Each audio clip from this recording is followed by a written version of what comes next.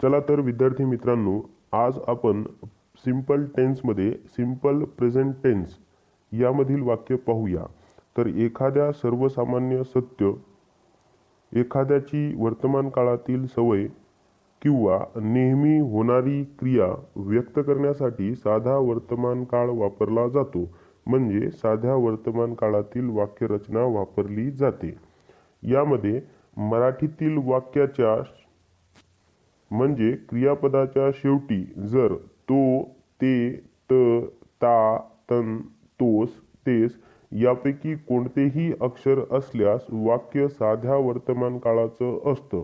ठीक आहे, पुन्हा बघा. क्रियापदाच्या शेवटी तो, ते, त, ता, तन, तोस, तेस यापैकी कोणतेही अक्षर असले तर वाक्य साध्या वर्तमान काळाचे असते. म्हणजे सर, जर वाक्याच्या म्हणजे क्रियापदाच्या शेवटी तो, ते, त, ता, तन, तोस, तेस यापैकी कोणतेही अक्षर नसले तर मग ते वाक्य साध्या वर्तमान काळाचं नसते, असं का? नाही, तसं नाही आहे. काही वाक्य ज्यांच्या शेवटी तो, ते, त, ता, तन, तोस, तेस यापैकी कोणतंही अक्षर नसलं, म्हणजे तो, ते, त हे अक्षर नसलंही समजा, तरी पण ते वाक्य साध्या वर्तमान काळाचं असते, म्हणजे सिंपल प्रेझेंट टेन्सचं असते. याकरिता तुम्हाला थोडंसं जास्त अभ्यास करावा लागेल. परंतु साधारणतः तो, ते, त, ता, तन, तोस, तेस यापैकी शेवटचं अक्षर असलं तर ते वाक्य साध्या वर्तमान काळाचं असतेच. वर्तमान काळातील वाक्यरचनेमध्ये सर्वप्रथम कर्ता, त्यानंतर क्रियापदाचे पहिले रूप, त्यानंतर त्याला यस आणि पुढचं जे काही वाक्य असेल ते आपण जोडत असतो. चला, तुम्हाला नेमके काय समजले सांगा पाहू. सर, साध्या वर्तमान काळाचा उपयोग नेहमीची क्रिया व्यक्त करण्यासाठी होतो.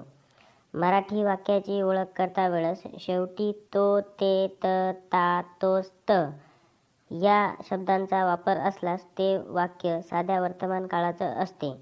आणि या काळाची रचना करता वेळेस कर्ता प्लस क्रियापदाचे पहिले रूप, त्याच्यानंतर यस आणि पुढे बाकीचे काही असेल ते जोडावे लागते. Very good. असंच. यानंतर मी तुम्हाला काही उदाहरणे देतो. उदाहरणे इंग्लिश समजण्यासाठी आणि काळ समजण्यासाठी सुद्धा खूप महत्त्वाची असतात. तर 2 उदाहरणे मी देतो. यानंतर तुम्ही तुमच्या मताने मराठी किंवा इंग्लिशमधलं वाक्य सांगा आणि त्याला काळामध्ये बसते का नाही ते पहा. त्याचं पुन्हा इंग्लिशमध्ये ट्रान्सलेशन आपण करू. Okay sir. तर पहिलं वाक्य घेऊया. जसे की मी जातो. मी म्हणजे आय हा झाला कर्ता आणि जातो म्हणजे गो. यासाठी क्रियापदाचे पहिले रूप म्हणजे गो. तर वाक्य होईल आय गो. असंच दुसरं उदाहरण पाहू. मी तिथे जातो. I go there. आता तुम्ही मराठीमधील वाक्य सांगा आणि त्याचं ट्रान्सलेशन मी तुम्हाला इंग्लिशमध्ये करून देतो. सर, मी पहिले. मी तिथे दररोज जातो. I go there every day. मी दररोज 10 तास काम करतो. I work 10 hours every day. ते दिवसभर काम करतात. They work all day. You look happy. Very good. तुम्ही आनंदी दिसतास किंवा तू आनंदी दिसतोस म्हणजे यू लुक हॅपी. आता याला इंग्लिशमध्ये करा. तू या ड्रेसमध्ये छान दिसतोस. You look nice in this dress. छान, बरोबर. तर आतापर्यंत जी वाक्य आपण पाहिले त्यामध्ये क्रियापदाला यस लागलेला नाही. यानंतर जे वाक्य पाहू त्यांमध्ये क्रियापदाला यस लागेल आणि क्रियापदाला कधी यस लावायचा आणि कधी नाही लावायचा ह्या पण गोष्टी आपण पाहू. तो इथे येतो. He comes here. तो आनंदी दिसतो. He looks happy. तो अमेरिकेत राहतो. He lives in America. सूर्य पूर्वेस उगवतो. The sun rises in the east. सूर्य पश्चिमेस मावळतो. The sun sets in the west. कर्ता एकवचनी असेल तर क्रियापदाला यस लागतो. तो येतो, ही कम्स. तो खेळतो, ही प्लेज. तो हसतो, ही लाफ्स. आणि कर्ता अनेकवचनी असेल तर क्रियापदाला यस लागत नाही. ते येतात, दे कम. ते खेळतात, दे प्ले. ते हसतात, दे लाफ. यामध्ये काही अपवादही असतात. आय आणि यू एकवचनी असले तरी क्रियापदाला यस लागत नाही. मी येतो, I come. Tu येतोस, you come. मी हसतो, आय लाफ. तू हसतोस, यू लाफ. मी खेळतो, आय प्ले. तू खेळतोस, यू प्ले. थोडक्यात सांगा पाहू काय काय समजले ते. सर, कर्ता एकवचनी असेल तर क्रियापदाला यस लावायचा. पण आय आणि यू हे कर्ते एकवचनी असले तरी क्रियापदाला यस लावायचा नाही. आणि कर्ता अनेकवचनी असेल तर क्रियापदाला यस लावायचा नाही. खूप छान. क्रियापदाला यस लावताना क्रियापदाच्या शेवटी ओ यस, यक्स, यस यच आणि सीएच यापैकी काही असल्यास यस ऐवजी ईएस लावावे. जसे की गो, जी ओ असल्यामुळे शेवटी ओ आहे तर त्याला ईएस म्हणजे गोज असं म्हणणार. Pass, passes. Tax, taxes. Wash, washes. Watch, watches. Teach, teaches. अशा प्रकारे आपण वाक्य बनवणार.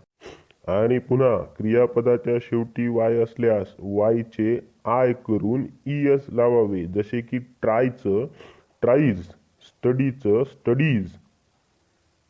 आणि पुन्हा लक्षात ठेवा वायच्या आधी स्वर असल्यास आय, ओ, यू, ई, ए असं काही असल्यास मात्र वायचे आय होत नाही, फक्त यस लावावे. उदाहरणार्थ प्ले च प्लेज, ओबे च ओबेज. अशा प्रकारे आपण वाक्य बनवणार. आता आपण वाक्यांचे व्यवस्थित एकातून दुसऱ्या भाषेमध्ये ट्रान्सलेशन करू. जसे की मी काही वाक्ये सांगील, तुम्ही त्यांचा इंग्लिशमध्ये करा.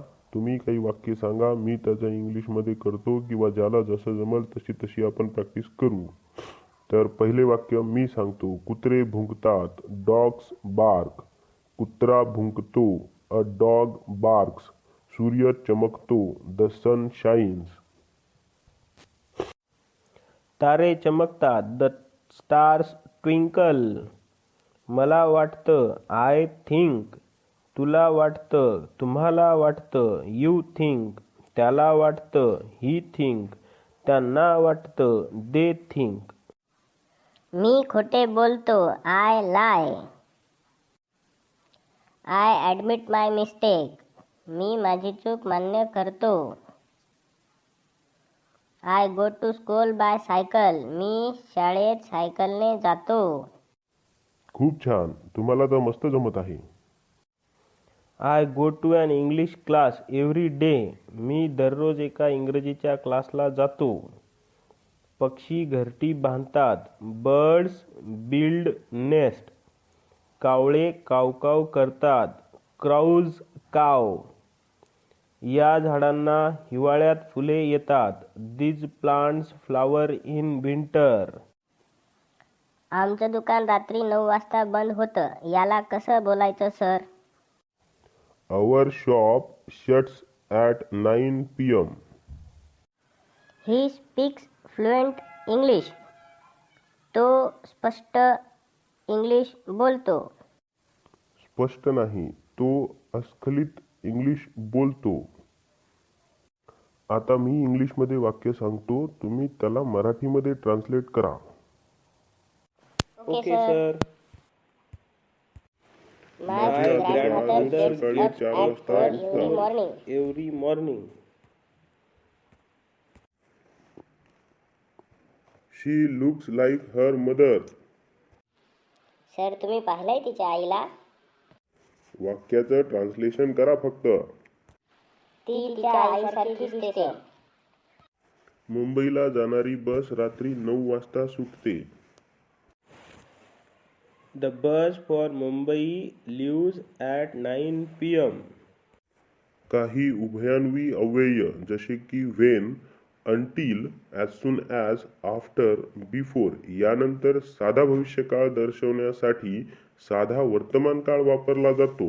जसे की we will leave as soon as he comes म्हणजे तो आल्याबरोबर आपण निघू.